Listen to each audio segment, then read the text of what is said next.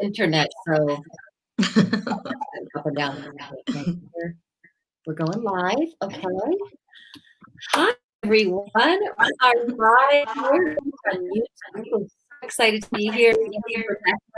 And we have Abby met on YouTube here and just really fell in love with each other's vibe.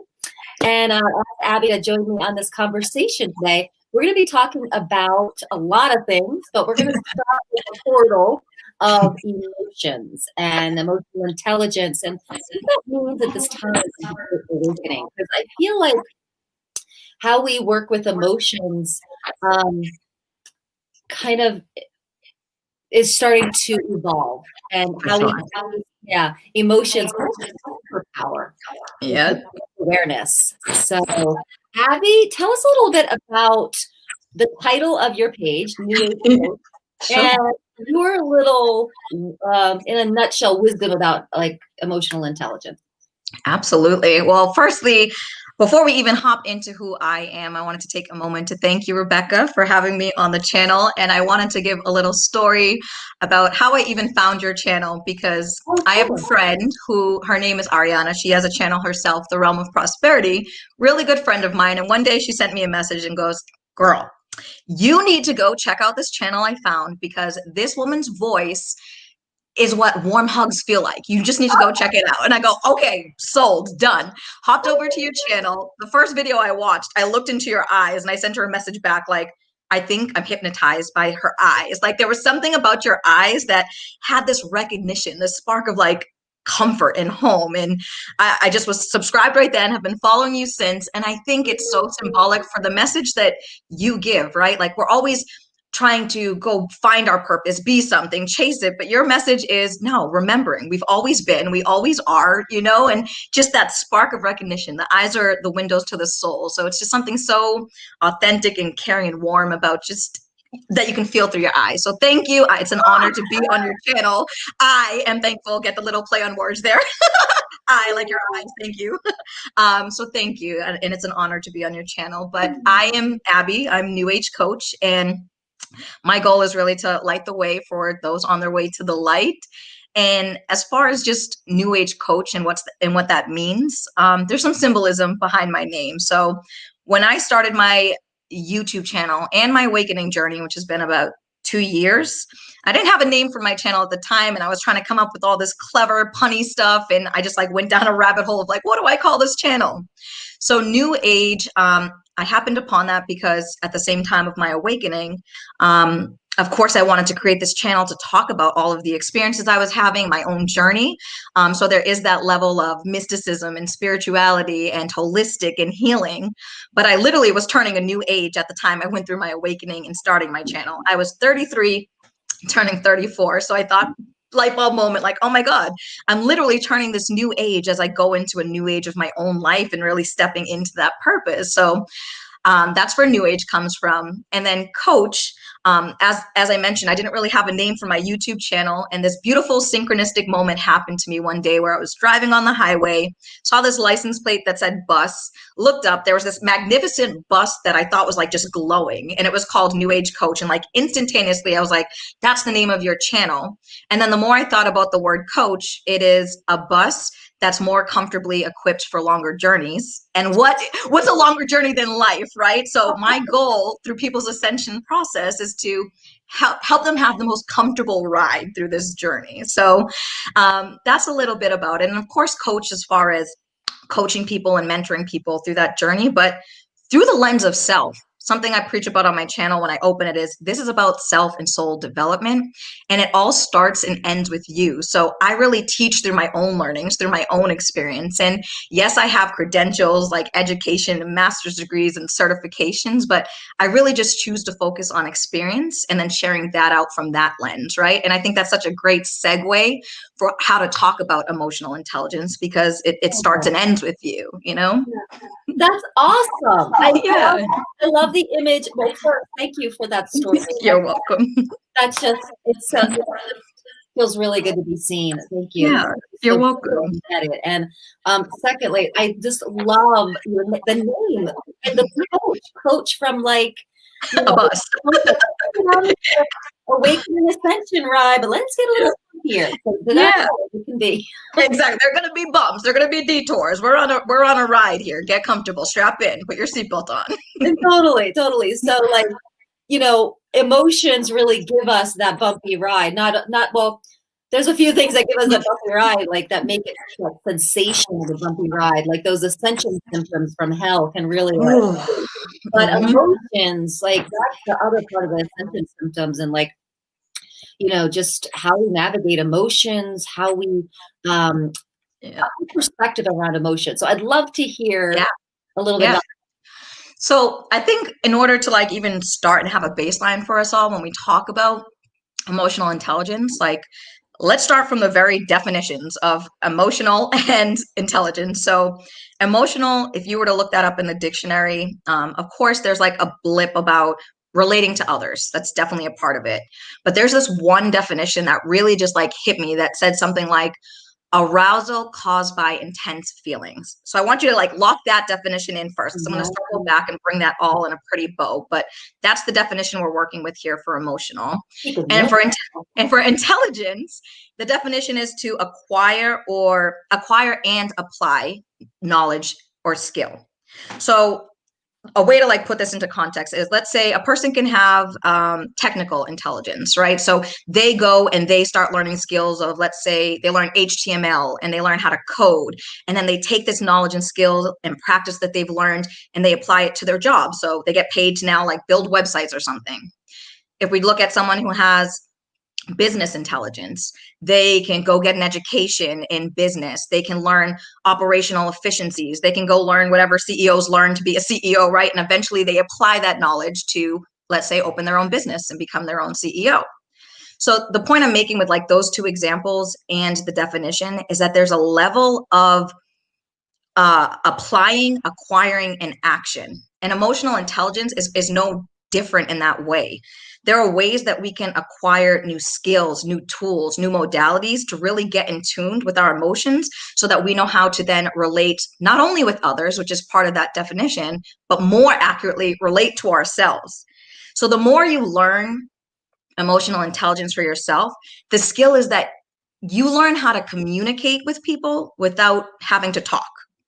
You learn how to hear what someone's saying through truly listening, but with all your senses, not just like your ears. You can truly listen to somebody in so many different ways outside of your ears. When you learn skills to bring out emotional intelligence, you can you can look at a certain situation, like a person, a place, a thing. You can look at it for its external value, but you're like seeing things beyond just what it is. So there's a difference between listening and hearing. There's a difference between communicating and talking. There's a difference between looking and seeing. And those are the things we're talking about with emotional intelligence and really being in tune with that. So there are definitely certain tools like we can learn as people on this path. Like you'd mentioned, you do Reiki, right? You are tuned, you've practiced Reiki. That's one beautiful way that you can get in touch with your emotions and how you're feeling.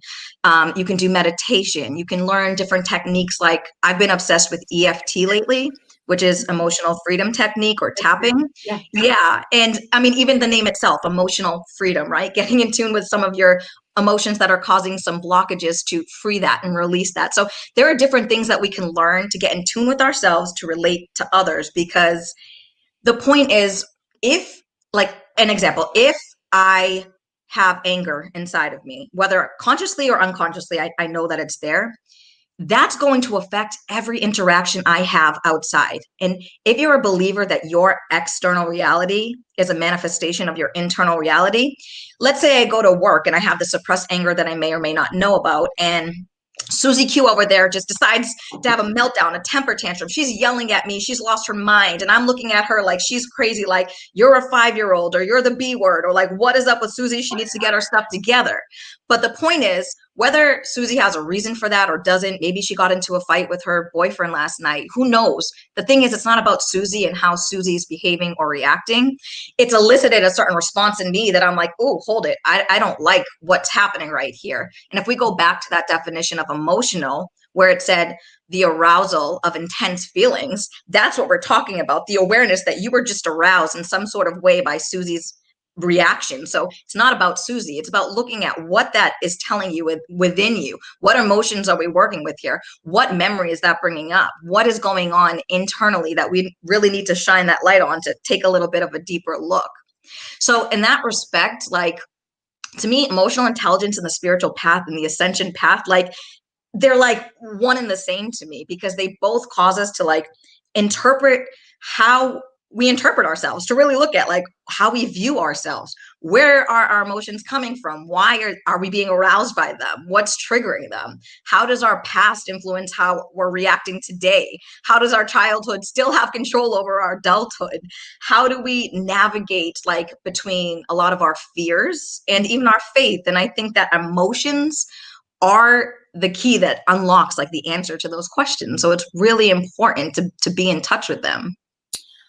Oh, that could be a thesis in a book right there. Oh my God, girl, you can really tell your teaching background. How you wrote that down. That is awesome. Thank you.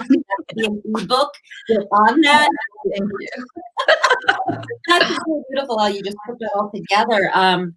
I tend to look at emotions as energy and motion.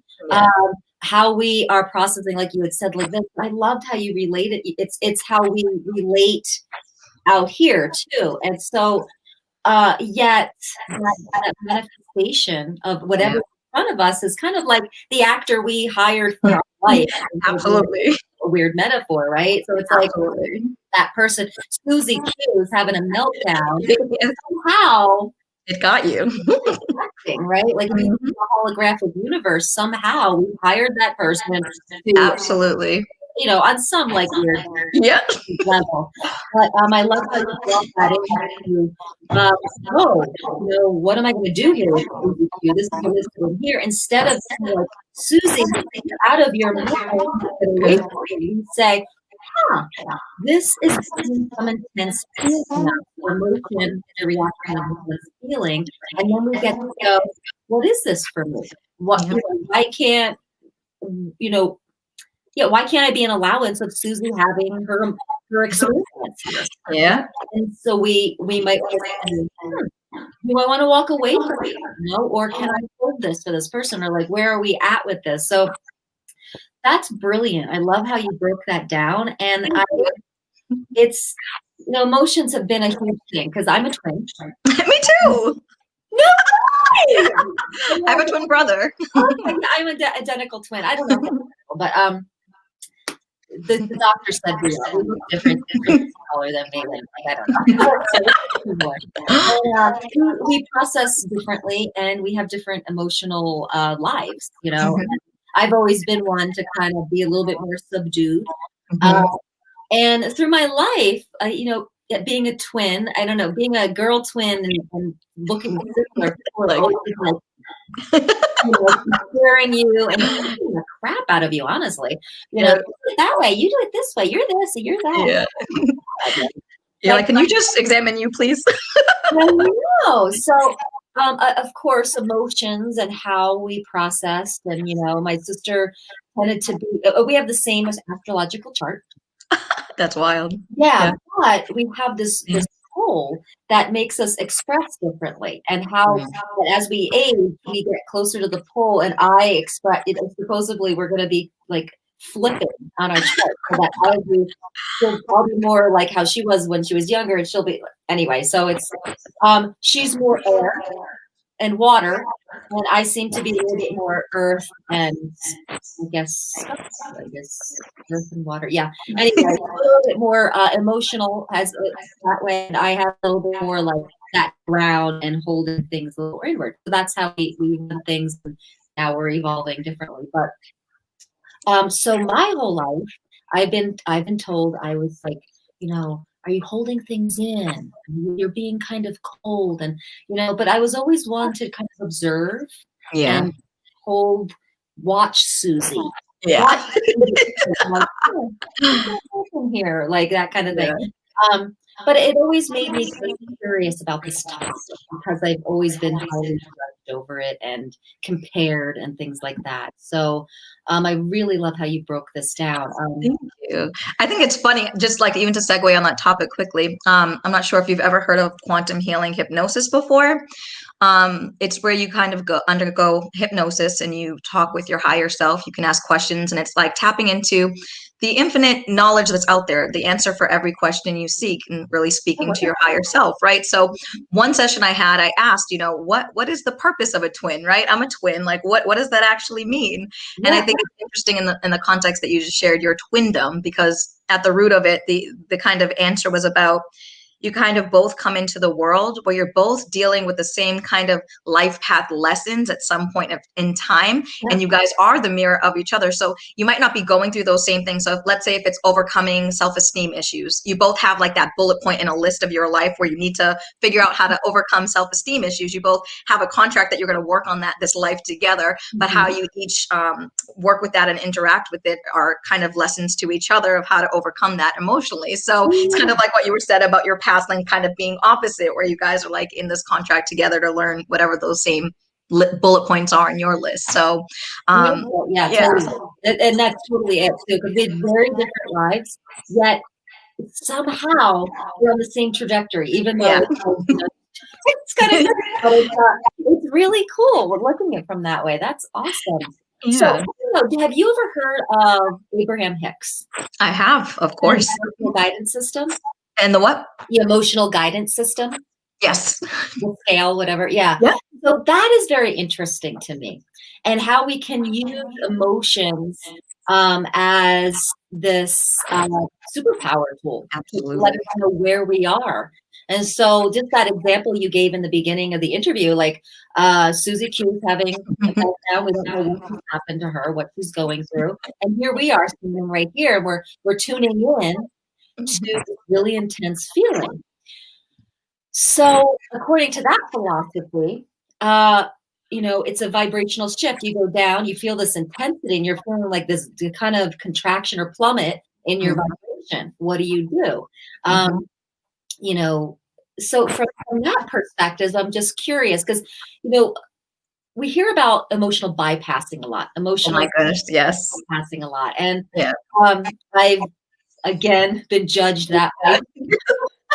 But, I'm curious, is it bypassing to be aware of what you're feeling and taking care of your vibration and wanting your vibration to kind of work its way back up?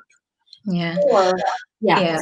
I think there's like a whole bunch of different directions we can go kind of with that. So maybe I'll start by, bypassing is just a topic I've struggled with on my own journey. Like, to what extent am I actually transcending kind of what I'm feeling and looking at it versus like meditation, right? Like, I could meditate a million times a day thinking that I'm coming to raise my vibration and get to this enlightened state, but really I'm using meditation as a form to get that quick hit of like dopamine and like that good feel because that's what I'm addicted to, not the actual intention behind what I'm running from in my real life or trying to escape in my real life. So I think bypassing is definitely tricky in that sense, where it can be the illusion that you're doing something to move up that emotional chart or scale, but it always comes down to intention, right? And then just in terms of what you were saying about an emotional scale, something I've been thinking about with emotional intelligence and tuning into your own feelings and the ascension process is I've been struggling lately with like this idea around spirituality for what it is today, kind of having some similar things to religion. And I don't mean to knock this, but I mean like certain teachings have now kind of been like, you need, this crystal to like do this, or you need to rub this oil in your eye 3 times and then like jump up 5 times to be enlightened, or like, like you're going to be punished. Formula.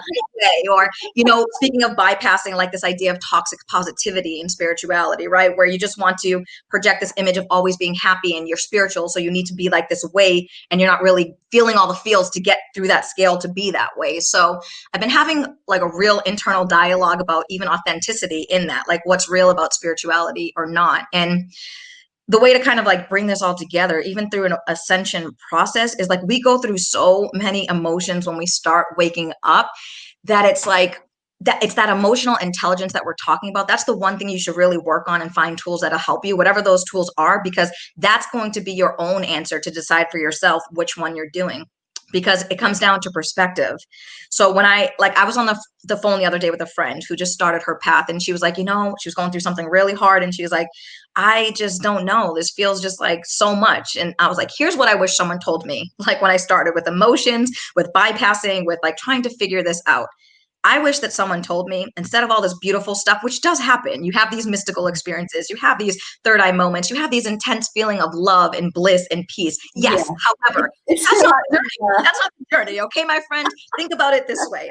It's like you are born into a swamp, okay? You're just born into the swamp that has all this pollution in it. That's life. Stuff happens in life. Bad things happen in life.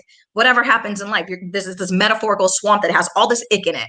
In your journey, you're just taking out piece by piece. Like, I'm throwing out this plastic bottle, I'm taking out this piece of whatever. So that's like your self-esteem issue you're plucking out. That's your like self-worth issue you're plucking out. But the thing is, you're in it. So it's like you can't see the forest for the trees. You only see the swamp that you're in, but you're not able to see, you're cleaning it up piece by piece. This life that you were born into, you're cleaning it up piece by piece through this ascension. So when you're in the thick of it, like when you start, you're going to see, oh my gosh, you're going to have the emotional intelligence that something is happening, because you'll wake up and say, oh, hey, depression, hi, that's you.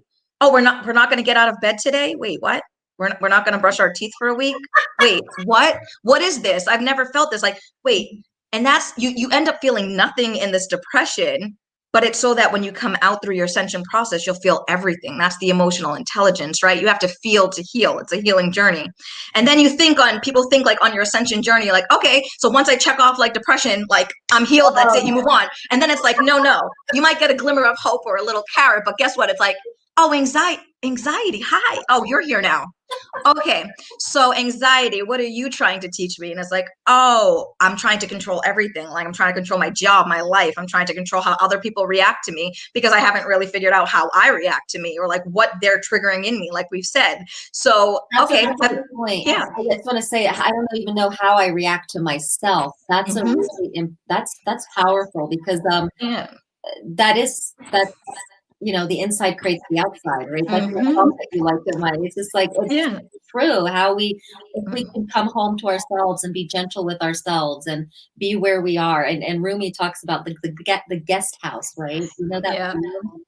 No, I actually don't, but I'm gonna need to now. The guest house is a poem by Rumi. It talks about invite it all in, invite the depression in, invite the anxiety in, sit it down with a cup of tea and see what it has to say for you. Because like you were saying, how many times have we like tried to push it away with a practice rather than integrate it and from it and be with it? And the minute the resistance isn't there, I've noticed, it actually starts to just soften, dissipate. And it's perspective too that way, because like let's talk about like example like grief. That's another emotion that creeps up on your ascension path, or at least it did for me, because it's like all of a sudden there's this death, right? People call it the death of the ego, or really it's just a death of your life. The people who you used to interact with, you don't interact the same way. The old you who had this job, maybe you don't have that job anymore, so that's gone. The things that you used to know about life or your belief system have crumbled to the ground. And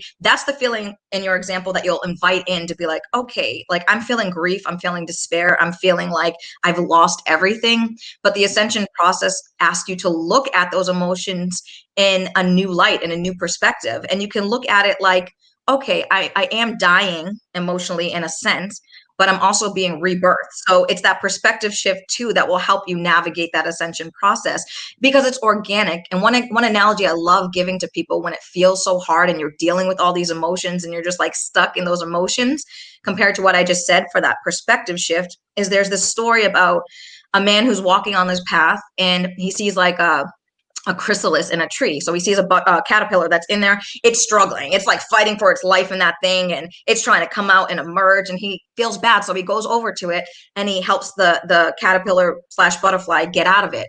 But what happens? That butterfly then falls to the ground, and it doesn't ever learn to fly, because it's a natural evolution process that it has to go through that struggle. It has to go through that process. It has to go through that darkness to emerge as the butterfly with the capability to fly. And that's why I always say it is that self-healing journey and perspective.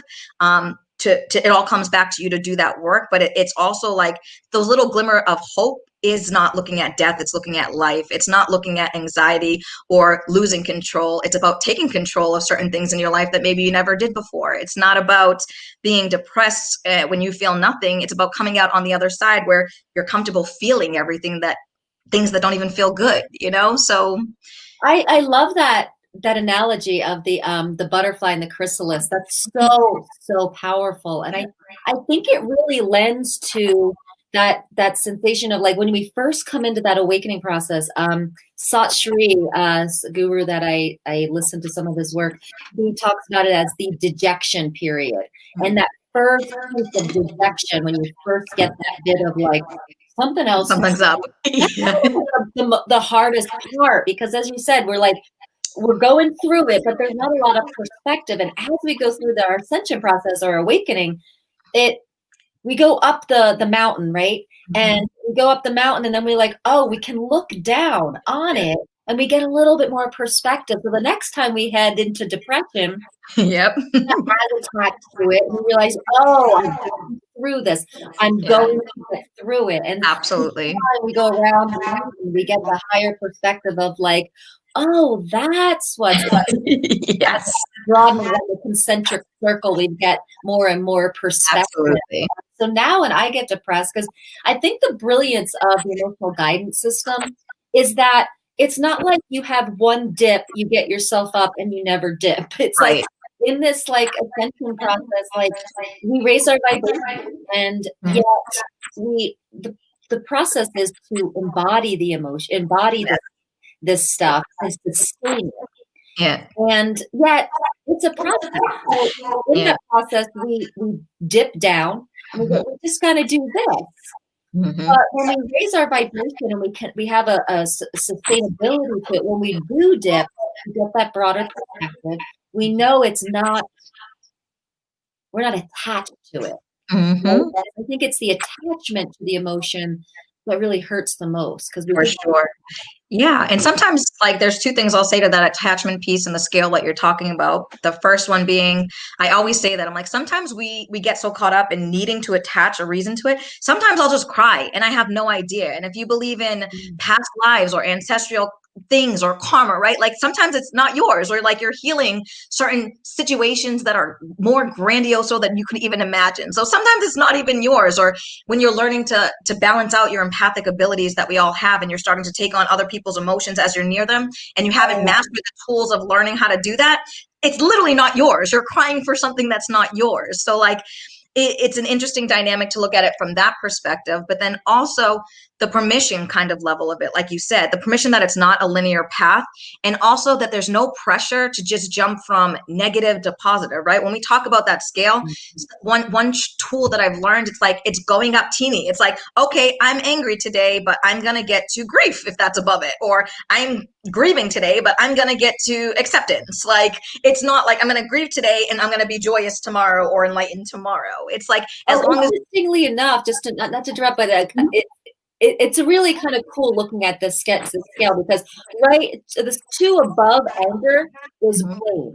Yeah. And it's so funny because when you see people in like a blaming thing, it's like it could go either way. They could be dropping and stuck in blame, or they could be finding their empowerment. And so I'm like, blame the shit out of your life if you need to, because it gets you out of disempowerment and anger. So it's like, depending on if you're dropping or rising, one of the lower frequencies could actually be so powerful. Yeah.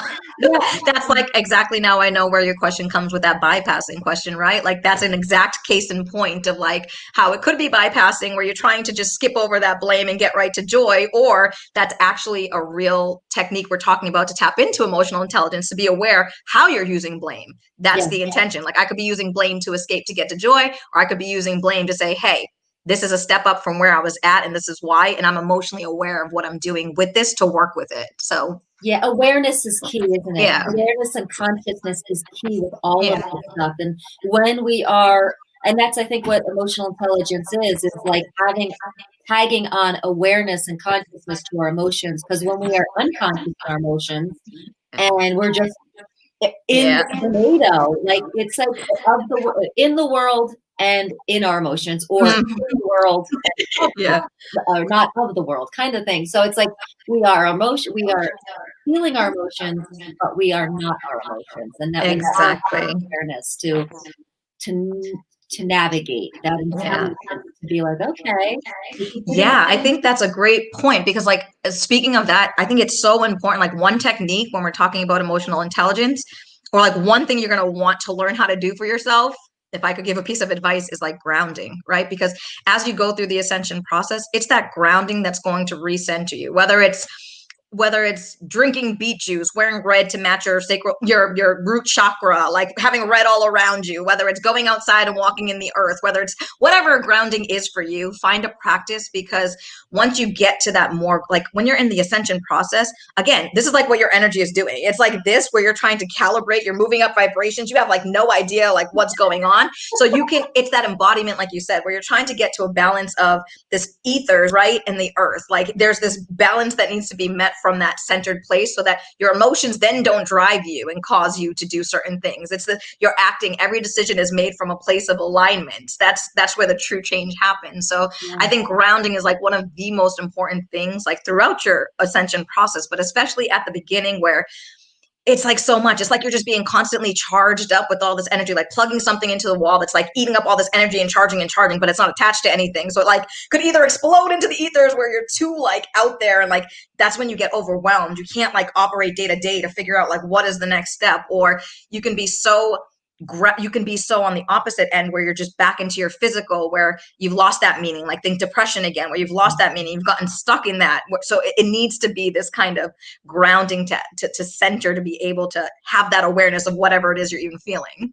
awesome. Really good advice. That's awesome. And you know, another thing, as we kind of go through that wobble, I love your little so we're integrating high frequencies with these denser frequencies of humanness, right? So it's like I've noticed this experience several times when I've raised my vibration.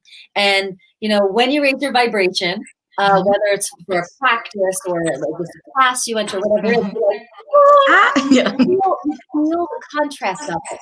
And it's the contrast you're feeling. And you're like, oh my gosh, I can feel this. And all of a sudden, once you become in alignment with the frequency, you feel like, you know, where'd it go?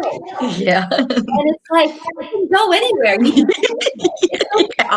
So it's like, and then that can actually start to bring on some distrust. You're like, what just happened? Or emotions around, I feel disconnected. What just happened? But Yeah. there's, you know, the contrast is the consciousness of the contrast is what gives us that, oh, feeling.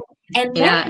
it's that alignment with the higher vibration. Yeah. You have to just be like, oh, if I work to align with that, there is no contrast. I am that. I am. And it's so funny the way you say that. It just brings up this idea, like that I kind of started with when I was talking about your channel, where people always feel like everyone is always like, their first question is like, what's my purpose? Right. And it's like that searching and this up and down. But ironically, it's like the more you do that grounding, the more you see that contrast, it's like more, that's when your purpose, you realize it's always already in you. It's already there. And the universal energies are just then attracting the situations, the people, the resources that really anchor that purpose, because it's like you're grounded. You can be trusted. You're not going to be making a decision that's like, so again, up in the ethers, you're not going to be making a decision that you're completely disconnected. You're going to be making a decision. So we can trust channeling through this energy. We can trust that, all of these things, you become like this magnet for the purpose that already is within you, the more you do that grounded in that centeredness. So it's like the exact opposite of like trying to chase that high, like you said, or chase that, like, I felt so good, I want to do these things, and maybe that's my purpose because I felt amazing. No, it's focusing on thyself. Again, know thyself, and your purpose is already in you, and thus you start to attract the things that are in alignment with that purpose. Yay! You are amazing. Thank you. So cool. I want to backtrack because you said something around not everything is ours, and that is such an important truth. As we raise our vibration, we start kind of becoming more empathic and learning how to decipher what's ours and what's not. So one of the things I studied is the work of active consciousness. I'm sorry, you broke up a little bit. Active consciousness? Yeah. No. They have a great tool called Return to Sender. And what they say is like, tuning in to, is this feeling, is this emotion yours? Does it make sense? Like, is it like all of a sudden you're feeling good and all of a sudden you get a thought like, I suck because I didn't change my kids' sheets. And I'm like, it actually happened to me. I was like, all of a sudden on a Saturday, I'm just like going about my business, like, wow, I suck. I'm such a bad mom. I never changed my kids' sheets. And I was like, what? Actually, oddly enough, at that moment, I was like, I actually changed my kids' sheets just yesterday. So why? And I was like, oh my God, I live on a street with a lot of kids. And I was just like, oh, this isn't even mine. Yes. So I was just like, oh, I'm going to return to sender. I love it. Consciousness. I love it. Just becoming aware that, like you said, there's so much in the collective that we could be golden, and that we can process it for people and run the emotions for people with awareness, or we can send it up to the light, whatever, to be, send it up to the higher vibration, or we can return it to them with consciousness so they can have a conscious moment around it. I love it. There's a few things that brings up. Yeah. I think the first thing is when you're talking, even like in context of emotional intelligence and the ascension process, for what you said, I would challenge some of that about not needing to know how to do that right off the bat. That's a skill to be learned. So what I mean is, like, when you're a baby, right, you come out of the womb and you have the blueprint and wherewithal, God willing, to be able to eventually walk one day, right? But you don't know how to do that. You're a baby. You're going to have to first learn how to crawl. You're going to have to first learn how to walk. Then you'll learn how to run. Again, that natural evolution process that comes with learning and applying skill and knowledge, which is that definition of intelligence that we started with, right? So when we talk about like our empathic feelings and trying to like also heal other people and kind of that lens, you have to learn to work with that stuff yourself, right? It goes back to the point you were making. When you're first going on your ascension journey, there are even times where I was like, so 100% sure, like 100% my gut told me, my intuition told me, all these things that we're innately all have already. Like, we're all psychics. We all have these empathic abilities. But there were times I would have bet my newborn child, if I had one, that I was right in this decision.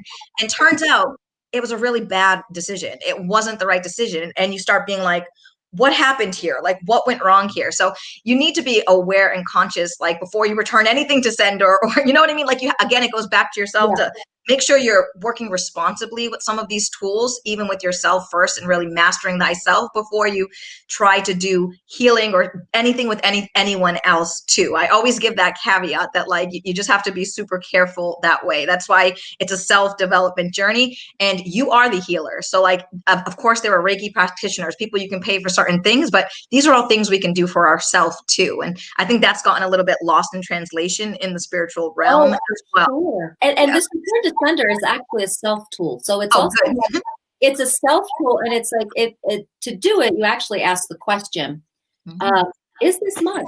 Yeah. And that it might be an advanced tool for sure. And really, in another part, okay, so there's the two things here that brought up. So for sure, we have to start where we are and really tuning in. Is this mine to work with? So when in doubt, ask the next question. When we're on this new journey, it's just like, oh my gosh, this is a lot. Like, is this mine? What's my piece to work with? What's the best way to work with this? Stay in the question of it, and then we're like, wait a second, some of this isn't making sense. Then we ask, is this even mine? And then, can I remove some of this to sender so that I can get a baseline of, like, where am I and what is really mine and what's the collective? And, because there's a lot. I don't know. Oh my God. All of it. So, I ask myself question that every day. I still don't know the answer sometimes. Yeah, it's like a constant part of your journey. Yeah, I ask myself. I think that's a great distinction. Start where you are. Don't, again, what we're talking about, don't bypass it, like leave the building right away. Like, really sit with it. Ask questions. Get to know what that energy. So thank you for that. And the other piece I want to talk about is, what if there is no right and wrong? And so the idea is that, I made a choice and, it was wrong, but the thing is, it's never wrong. Yeah. It always brings awareness. Yeah. And Yeah. that's the cool part, because we can get into beating ourselves up on this path. Yeah. Oh, my intuition wasn't right. It led me Yeah. to this. Yeah. And it's like, you know what? But it led to Yeah. an awareness. Yeah, you're so right. It's such a trip up on the path. Like, one, the fact that we're limited to being human, so we have language, right? Like, I think language is so important on this journey. One, because we're limited by it. Like, there are certain things that you can't just put into tangible words. Yeah. But that's also why I've been so fascinated lately with like NLP or neuro linguistic programming, right? The words that we say and choose, they impact us. So, like your example, you said, "I'm an idiot. I forgot to change my child's sheets." Like, tools that we can use to snap out of that frame of thought and reframe it and reshift that, because our thoughts then are our emotions that are our actions, and it's a whole downward spiral that all started with words you told yourself, never mind words outside, right? So I'm fascinated by the whole field of NLP for what you just said, and then also some of the self-limiting words and beliefs we have, like right or wrong, when ultimately there maybe is no such concept. It gets you to exactly where you're supposed to be and you've always been, which is back to this kind of spiritual premise, or like spiritual truth, for lack of a better word, of what's truth and not truth. But it's again, that awareness and perspective, because words are just that. It's like a meaning that you attach to anything, whether it's words, a person, my fire alarm. Like, what meaning can I attach to that? It's just a fire alarm, but what meaning do I attach to that? What story do I tell about that as the point? And that, like, even feelings like fear and excitement, that's my fire alarm. Fear and excitement come from the same part of the brain. So it's your literal meaning that you can say, I'm scared or I'm excited. That's your choice. They both come from the same part of your brain. What do you choose? Yeah. Sorry. Do you have to get out of the building? Nope, we're good. I'm safe. They sent out a note that it was going to happen. Didn't know when, but there it is. Oh, okay, yeah. I really love how you're talking, because like you're like a born teacher. You're amazing. You're really amazing. Thank you. I love talking to you. You really break it down, and thank you. You would be an amazing coach for people starting out on their ascension journey. I tend to keep like going up, and then I forget what happened or how it was, and I'm just like, oh my gosh. And like, I love how you bring it back down to basics, and like, this is how someone just starting out would maybe take a look at it. They would need a certain tool or something like that. So thank you. I don't know, whatever you need to do, I think could use this support. So Thank you.